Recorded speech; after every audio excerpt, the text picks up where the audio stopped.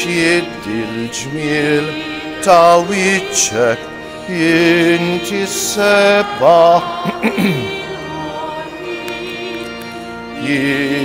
jisalmulek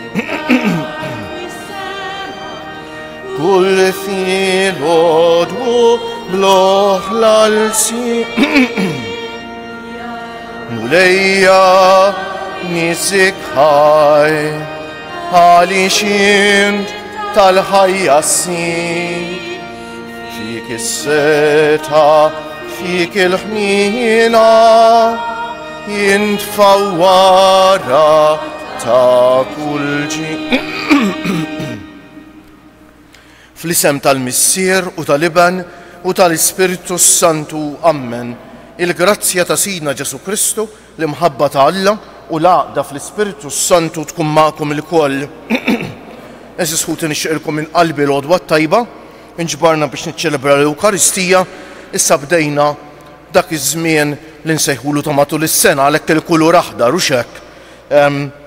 Fil-ħdut xorta għadna niċċelebraw is-sollenitajiet li jiġu wara Għid il-Ħamsejn u xekk il-ħadd li ġej ikollna t-Trinità, imbagħad il-ħadd ta' wara jkollna l-festa għażiża tal-Korpus u l-ġimgħa ta' wara l-Korpus il-festa tal-Qalb ta' Ġesu.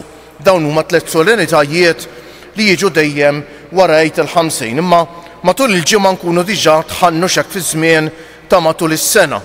Għalhekk ejjew eżis ħuti niftakru li ż-żmien ta' matul is-sena ma jfissirx li l-quddiesa jinqas importanti ta' il-quddiesa dejjem speċjali. Il-quddiesa dejjem l-ikbar rigal li jagħtina Alla. Għax fil-quddiesa eżis ħuti ħaġa tal-għaġeb. Alla jagħtina mhux xi ħaġa. Alla jagħtina lilu nnifsu, eżis ħuti, xi grazzja kbira. Alla jagħtina lilu nnifsu fil-quddiesa. U għalhekk minn qalbi nixtieq nagħmel dal-messaġġ fil-bidu tal-quddiesa. Ma nitilfuha qatt il-quddiesa bit-traskuraġnej. Laqas ta' fost il-ġimgħata nagħmlu ħilitna għax mhix ċajta xi ħadd qed jagħtik rigal u inti għall-aħħar qatt tirrifjutah. Dan huwa Alla li qed jagħtik mhux xi ħaġa qed jagħtik lilu nnifsu, qed jagħtina lilu nnifsu. Ejjew għalhekk nitħejjew kif jixraq ħanilqgħu bil-qalb dan l-aqwa u l-isbaħ rigal li jagħtina Alla li jagħtina lilu nnifsu. Fiskiet nitolbu maħfra lil Mulej għal ħtijietna.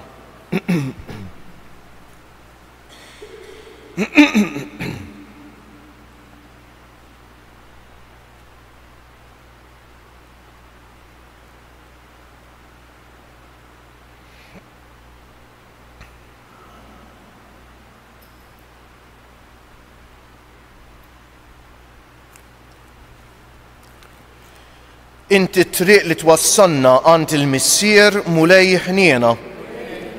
Inti l-verità li tmexxina lejn kull ġejt Kristu ħniena. Inti l-ħajja li bija ngħixu fejk Mulej ħniena. Iħenna għalina Alla li jista' kollox, jaħfrinna dnubietna u wassalna għal ħajja ta' dejjem.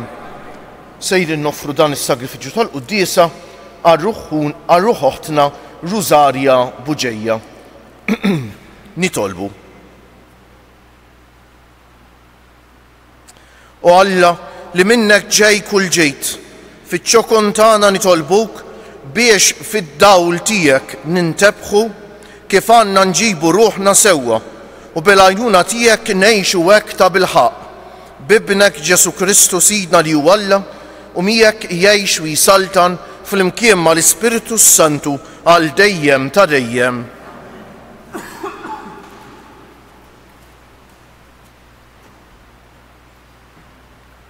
Qari mit-tieni ittra ta' San Pawl Apostlu lill-Korintin. Ħuti. Sal-lum stess kull meta ulied Iżrael jaqraw il-liġi ta' Musè hemm velu fuq qalbhom. Dan il-velu jitneħħa meta jerġgħu lura lejn il-Mulej. Għax il-Mulej huwa l-Ispirtu u fejn hemm l-Ispirtu tal-Mulej hemm il-ħelsien. Aħna l-koll li b'wiċċna mikxuf nirriflettu bħal f'mera il-glorja tal-Mulej. Qegħdin ninbidlu fl-istaġbija minn glorja għal glorja skont ma jagħtina l-Mulej li hu Spirtu. La darba għal ħnina talla aħna għandna dan il-ministeru ma naqtawx qalbna. Jekk imbagħad l-Evanġelju tagħna jibqa' mistur għal dawk li jintilfu, dawk li l-Alla ta' din id-dinja dalmitilhom il-moħħ tagħhom nieqes mill-fidi biex ma jarawx jiddi id-dawl tal-Evanġelju glorjuż ta' Kristu li hu ix-xbija ta' Alla. Għax aħna il-Ġesu l-mulej qegħdin inxandru u mhux lilna nfusna. Aħna maħniex ħlief għaddejja tagħkom minħabba f'Ġesu Kristu. Dan Alla li qal ħajiddi jiddawl mid-dlam. Dak hu li jidda fi qlubna biex jagħtina id-dawl għall-għarfien tal-glorja ta' Alla li tiddi f'wiġġ Kristu. Il-kelma tal-mulej. Jammar is-seb ta' Alla fartna. Jammar is-seb ta' Alla fartna. Ħanisma' xi jgħid Alla il-mulej jisliem xandar, ripi tassew is-salvazzjoni tiegħu għal dak li jibżgħu minnu biex jammar is-seb fartna. Jammar is-seb ta' Alla fartna. It-tieba u l-fedeltà jiltaqgħu, il-ġustizzja u s-sliem jitbewsu, il-fedeltà mill-art tinbet u l-ġustizzja mis-sema tixref. Jammar is-seb ta' Alla fartna. Il-mulej ukoll jagħti l-ġid tiegħu u wartna tagħti l-frott tagħha, il-ġustizzja qudiemu timxi u sliem fuq il-passi tiegħu. Jammar is-seb ta' Alla fartna.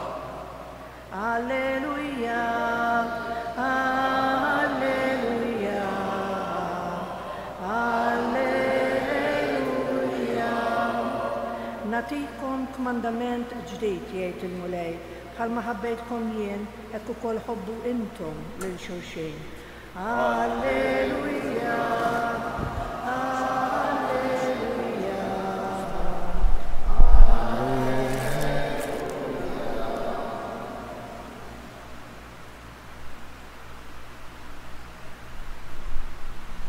Il-mulej ma'kom.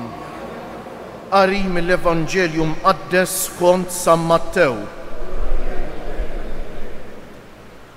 F'dak iż-żmien Ġesu qal lid-dixxipli tiegħu: ngħidilkom li jekk il-ħajja tajba tagħkom ma tkunx ħafna aħjar minn dejk tal-kittieba u l-Fariżej, ma tidħlux fis-saltna tas-smewwiet. Smajtu x'intqal lin-nies ta' dari, la toqtolx.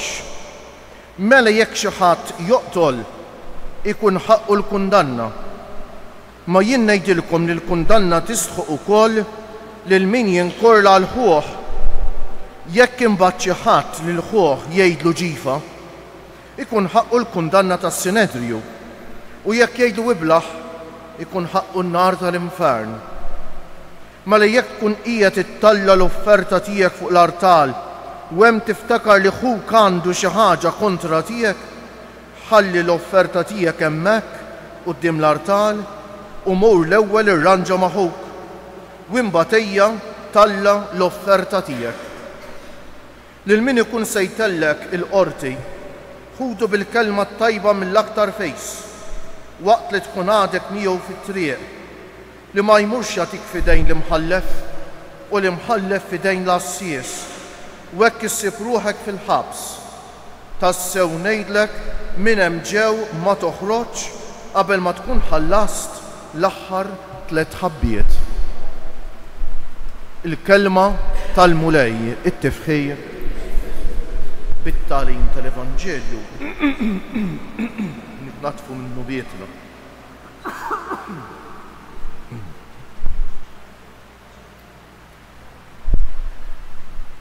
Fl-użu tal-lingwa, kull lingwa u xek, ħafna drabi ssib żewġ kelmiet li donhom ikunu jixxiebħu fit-tifsira tagħhom, però mbagħad jekk tidħol fil-fond biex tara x'ifissru, tinduna li hemm differenza sostanzjali. Mhux ħanagħmel lezzjoni fuq il-Malti tifhmunix ħażin. Però xtaqtna nirriflettu ftit fuq id-differenza bejn fidej u reliġjon. Ħafna drabi fil-ħajja ta' kuljum nużaw qishom ifissru l-istess ħaġa fidi u reliġjon, però żesħuti hemm differenza kbira ta'. Fil-waqt li r-reliġjon hija xi ħaġa li nagħmluha aħna, xi ħaġa bħal festi pereżempju jien naf, ir-reliġjon xi ħaġa li nagħmluha aħna. Għal Alla nittama, mhux dejjem sfortunatament, dak li nagħmlu u għandu x'jaqsam mar-reliġjon ikun għal Alla jew il-qaddisejn. Hija sfortuna li kultant anke fir-reliġjon jidħol l-ego tagħna, mhux hekk il-fidi. Il-fidi vera hija xi ħaġa li Alla jagħmel għalina, hija rigal ta' Alla, eżistut il-fidi.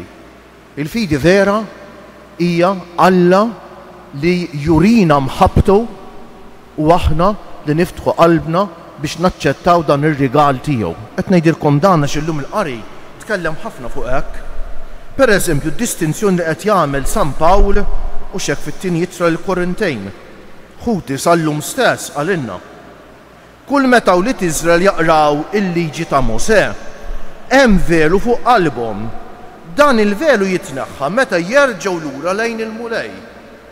Ma neżis ħuti f'ħafna reliġjonijiet, anke tagħna ħafna drabi jkun hemm ħafna reliġjon, però jkun hemm ftit jew xejn fidi.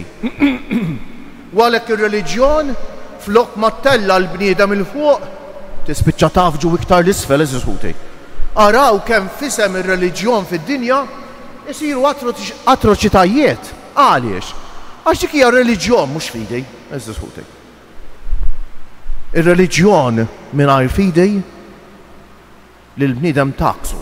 Ir-reliġjon mingħajr fidi tispiċċa tagħti raġun lil darba wieħed ateu u x'hekk kittieb li qal ir-reliġjon hija l-loppju tal-poplu. Tagħtih raġun ir-reliġjon mingħajr fidi, eżis ħuti. U għalhekk illum jiena l-appell tiegħi jinqogħdu attenti għax anki aħna l-Kattoliċi, anki aħna f'Malta u Għawdex, għandna ħafna reliġjon, imma ħanagħmilha mistoqsija fidi għandna jew le? Kemm nieħdu ħsieb ir-relazzjoni tagħna ma' Ġesu? Kemm ta' bilħaq Ġesu huwa l-mulej u Alla tagħna? Kemm ta' bilħaq dak li qalilna Ġesu fl-Evanġelju tal-lum nagħtu kasu? Jew kultant ir-reliġjon fisem ir-reliġjon noqtlu. Ma noqtlux forsi bis-sikkina, ma noqtlu bil-sienna, jew b'għemielna, jew bl-azzjonijiet tagħna. Kemm drabi fisem ir-reliġjon eżis ħuti u x'hekk nagħmlu affarijiet li jispiċċaw iweġġgħu lil ħutna fisem ir-reliġjon. Dan ma jkunx ġej minn Alla eżis ħuti. U għalhekk illum nixtieq nagħmel appell imqanqal eżis ħuti għax tweġġani ħafna qalbi meta nara li anke pajjiżna ir-reliġjon kull ma skużawni il-fidi donna kull ma jmur qed tonqos u r-reliġjon kull ma jmur tiżdied. U allura nispiċċaw ninqdew bir-reliġjon mhux biss bil-festi ta' b'ħafna affarijiet oħra, imma biex nissodisfaw l-egoizmu tagħna. Nispiċċaw ninqdew bir-reliġjon biex nagħmel dak li kolli jabtit jien. Nispiċċa ninqeda bir-reliġjon biex imbaxxi lil ħaddieħor u nweġġa' lil ħaddieħor. U allura ikun jisħu inna dak li qalilna Ġesu fl-Evanġelju tal-lum. Mela jekk tkun qiegħed ittalla l-offerta tiegħek fuq l-artal.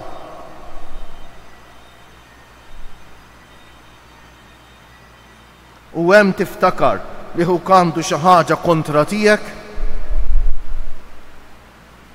ħalli l-offerta tiegħek hemmhekk quddiem l-artal u mhu l-ewwel irranġa magħhuk u mbagħad ejjew tella l-offerta tiegħek. Allura eżis ħuti ejjew nitolbu l-mulej illum isaħħaħ fina l-fidi. Ejjew nieħdu ħsieb għall-fidi tagħna biex imbagħad ir-reliġjon tkun ta' bilħaq dak li suppost tkun. Ir-reliġjon suppost tkun espressjoni tal-fidi tagħna. Allura l-festi tagħna l-ewwel jitilqu li l-qalba tal-qalb tal-festi tagħna tkun relazzjoni tagħna mal-Alla u mal-qaddisejn li jwassluna għand Alla. U x'hekk dak li tkun l-ewwel qabel kollox. Il-reliġjon, il-festi tagħna rridu jitilqu minn ġol knisja, eżis ħuti.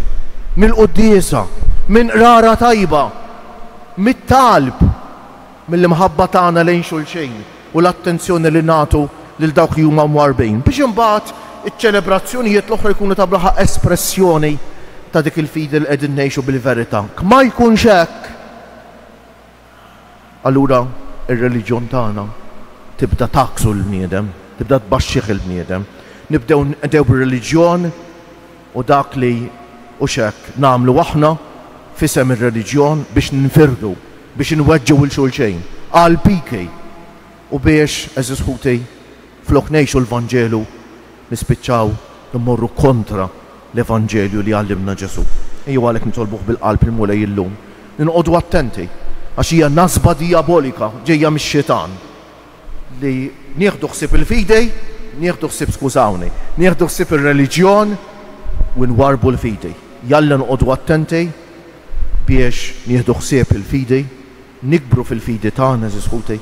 Hekk biex nieħdu ħsieb il-fidi tagħna nsemmilkom 4 affarijiet sempliċi prattiċi. Ftit tat-talb kuljum. Il-quddiesa tal-inqas il-ħadd. Meta tista' wkoll fost il-ġimgħa. Il-qrar iżisħuti tal-inqas darba f'xahar. Ma wieħed ieħor darba f'xahar. Iwa tal-inqas għall-miliet u għall-lejt. U xek, fil-festa wkoll. U xek, il-qrar u r-reba il-karità tal-proxmu. Dawn huma l-4 affarijiet li mhumiex importanti. Huma neċessarji biex nieħdu ħsieb il-fidi tagħna mingħajrhom il-fidi tagħna inwarbuha eżisħuti. U mbagħad nispiċċaw reliġjon dew bi aħna għal kapriċċi tagħna. Nitolbuh bil-qalb il-mulej illum. Jagħtina l-grazzi li nkunu nsara veri. Nsara l-ewwel post hemm il-fidi. Imbagħad il-fidi wkoll twassalhom biex jesprimu dak li jemmnu fih fir-reliġjon. Kjoġobkom bil-wieqfa. Nitolbu lill-Alla missier il-bnedmin kollha sabiex inwettqu l-pjan tiegħu ta' mħabba fil-waqt li ngħidu ikun litritent flimkien. Sabiex fisem il-mulej Ġesu il-Knisja tippreżenta ruħha quddiem il-bnedmejn dejjem lesta għal maħfra u r-rikonċiljazzjoni. Nitolbu ikun litritent.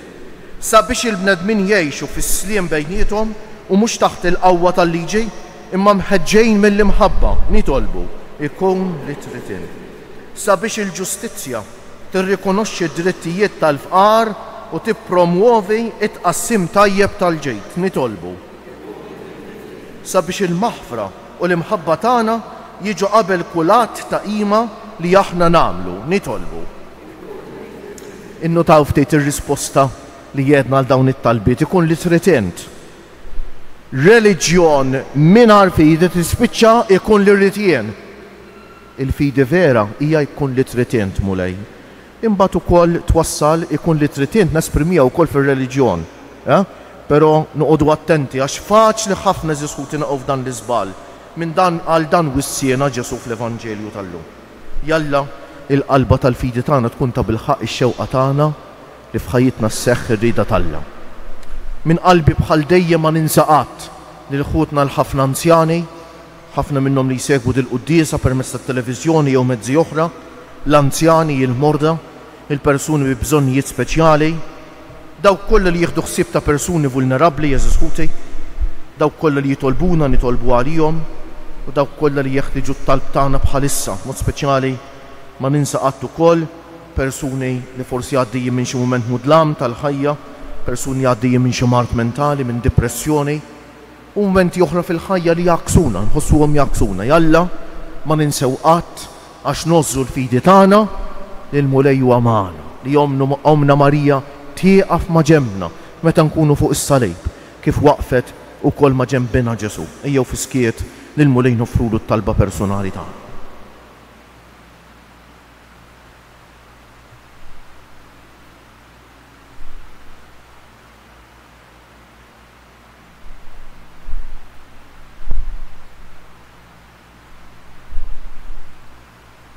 U Alla, inti taf li aħna mhux dejjem kapaċi nħobbu u naħfru. Għatina nitolbuk l-Ispirtu qaddis tiegħek biex inkunu nistgħu noffrulek dak li inti stess tajtna, ibnek Ġesu Kristu sidna li jgħix u jsaltan għal dejjem ta' dejjem.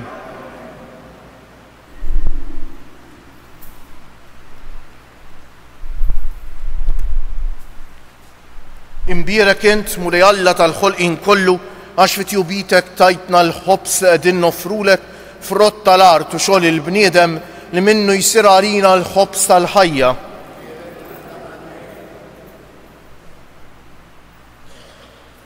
Bil-misteru ta' dan l-ilma u l-bejt ikollna sehem fin-natura divina ta' Kristu kif hu jissieħeb magħna fin-natura tagħna l-nedmin. Imbierek int mulej Alla tal-ħolqien kollu għax fit-jubitek tajtna l-imbejt li qegħdin noffrulek frott tad-diel jew xogħol il-bniedem li minnu jsir għalina x-xorb tar-ruħ. Il-qana mulej Alla tagħna qum li uniedma quddiemek u għamel li jkun jogħġbok dan is-sagrifiċċju li sejrin noffrulek. Naddafni mulej minn żuniti u d-dnub tiegħi neħħili.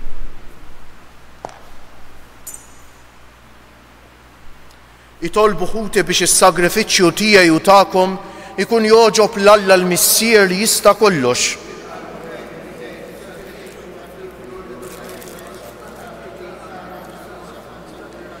Ixħet mulej ħarsa ta' tieba fuq is-servizz li qegħdin nagħtuk u għamel l-offerta tagħna tkun togħġbok u tqawwina fl-imħabba tagħna lejk bi Kristu Siedna. Il-mulej magħkom. Nerfew qlubna l fuq. Niżżu ħajr lill-mulej Alla tagħna. Sewwa xieraq tas-sew mulej, missier għaddejs, Alla ta' dejjem li tista' kollox, tajjeb u taġita s-salvazzjoni tagħna li dejjem u kullimkien inroddulek ħajr, għax int fit-tieba tiegħek ħlaqt il-bniedem u wara li bil-ġustizzja tiegħek ikkundannajtu, fil-ħnina tiegħek fdejtu bi Kristu Siedna. Bih ifaħru l-kobor tiegħek l-anġli, iqimuk id-dominazzjonijiet, jitredu quddiemek is-setat, il-koll ferħana jfaħruk is-smewiet mas-serafini u l-qawwiet tas-sema. Flimkien ma' tagħhom ilqa' nitolbuk it-tifħir tagħna waqt li bil-qima intennulek. Għaddejs, għaddejs, għaddejs, mulej Alla tal-eżerċti, is-smewiet u l-art mimlija bil-glorja tiegħek.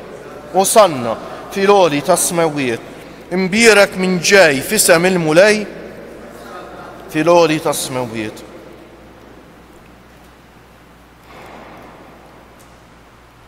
Għaddejs tas-sewent mulej, inti l-għajn ta' kull dusija, għaddes għalhekk nitolbuk dawn l-offerti bil-barka tal-Ispiritu tiegħek biex isiru għalina l-ġisem u d-demm ta' Sidna Ġesu Kristu, li meta kien sejjenata biex minn raj ħibati ħal ħobż radd il-ħajr qasam tal id-dixxipli tiegħu u qal: ħudu u kulu il-koll minn dan, għax dan huwa ġismi li jingħata għalikom.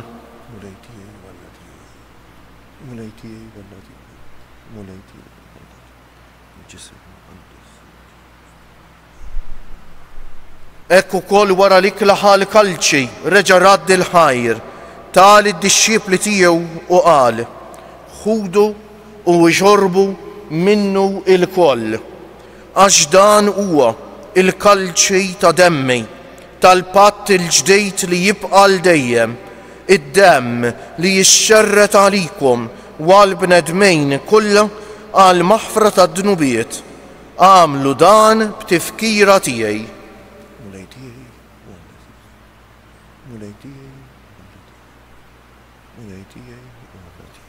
id-demm imqaddes Sidna Ġesu Kristu fuq is-salib.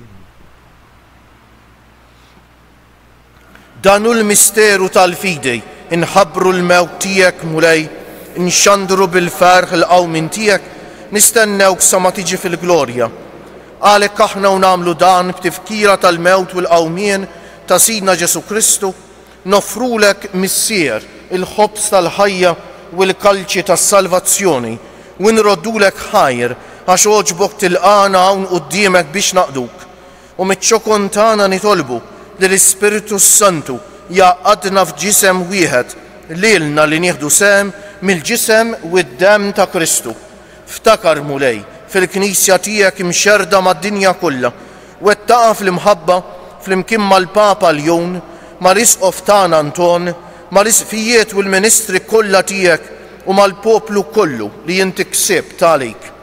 Ftakar ukoll fħutna li raqdu bit-tama tal-qawmien, mod speċjali llum nitolbu għal ruħ oħtna Rużarja Buġejja. Ftakar fil-mejtin kollha, daħħalhom quddiemek fid-dawl tas-sebħ tiegħek. Ħenn għalina l-koll nitolbuk.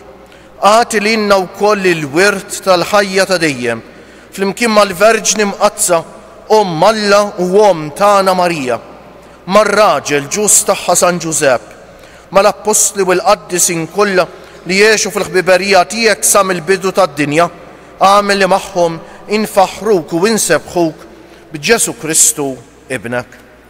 Bi Kristu, ma' Kristu u fi Kristu jingħata lilek Alla missier li tista' kollox, flimkien mal-Ispiritu Santu, kull ġieħ u glorja għal dejjem ta' dejjem. Ejja wissa nitolbu kif għallimna u riedna namlu Ġesu li ben ta' Alla għas-salvazzjoni tagħna, missierna li inti fis-smewwiet jitqaddes ismek, tiġi saltnatek, ikun li trid int kif fis-sema u hekk da fl-art. Ħobżna ta' kuljum atina llum, aħfrilna dnubietna bħalma naħfru lil min ħati għalina u la ddaħħalniex fit-tiġrib, iżda eħlisna mid-deni. Eħlisna nitolbuk mulej minn kull deni. Atina fit-tieba u l-ħniena tiegħek il-paċi fi żmienna biex inkunu ħielsa dejjem mid-dnub u mħarsa minn kull inkwiet. Aħna u nistennew u nittamaw ilena u l-miġja tas-Salvatur tagħna Ġesu Kristu. Mulej Ġesu Kristu li jett l-Apostli tiegħek, inħallilkom is-sliem, natikom is-sliem tiegħi. La tħarisx lejn nubietna, iżda ħares lejn il-fidi tal-Knisja tiegħek. Għatija slimu l-għaqda li jien trid fija, inti li tgħix wis-saltan għal dejjem ta' dejjem. Il-paċi tal-mulej tkun dejjem magħkom. Għatu l-paċi lil xulxin. Il-ġisem flimkien mad-dem ta' Sidna Ġesu Kristu jkunu jiswew lilna li ser nitqarbnu bihom għal ħajja ta' dejjem. Ħaruf talla li tneħħi d-nubiet tad-dinja ħenna għalina. Ħaruf talla li tneħħi d-nubiet tad-dinja ħenna għalina. Ħaruf talla li tneħħi Ġesu Kristu bin Alla l-ħaj.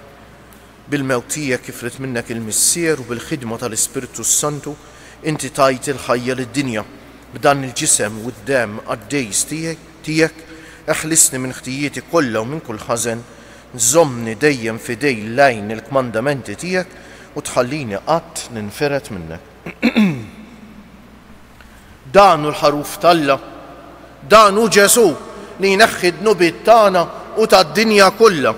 Ħanjejn dawk li huma mistiedna għall-ikla tal-ħaruf mulej.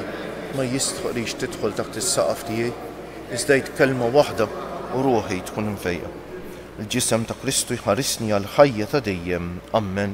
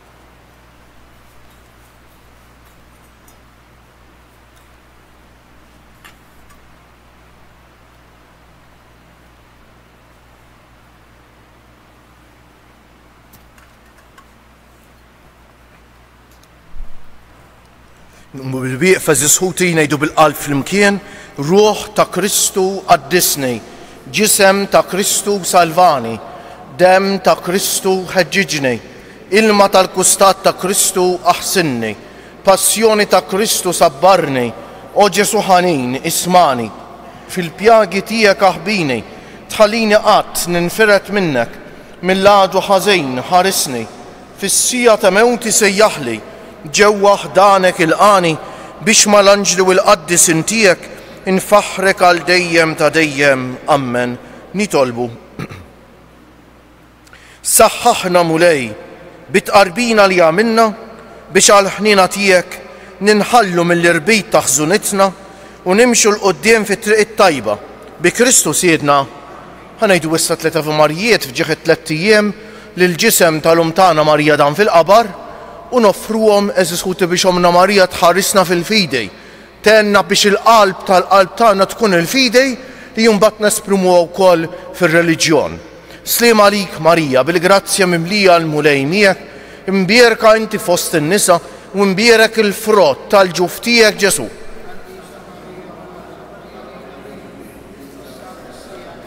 Sliem għalik Marija, bil-grazzja mimlija l-mulej miegħek, imbierka inti fost in-nisa u imbierek il-frott tal-ġuf tiegħek Ġesu. Sliem għalik Marija, bil-grazzja mimlija l-mulej miegħek, imbierka inti fost in-nisa u imbierek il-frott tal-ġuf tiegħek Ġesu. O Marija li tħallif did-dinja mingħajr teba, Madonna ta' Pinu, sultana tal-familja, ħarstek fuqna dejjem bżonn. Il-mulej magħkom. Iberikkom Alla li jista' kollox, il-Missieru l-Iben u l-Ispiritu Santu. Morru fil-paċi ta' Kristu u l-jum it-tajjeb lilkom il-koll.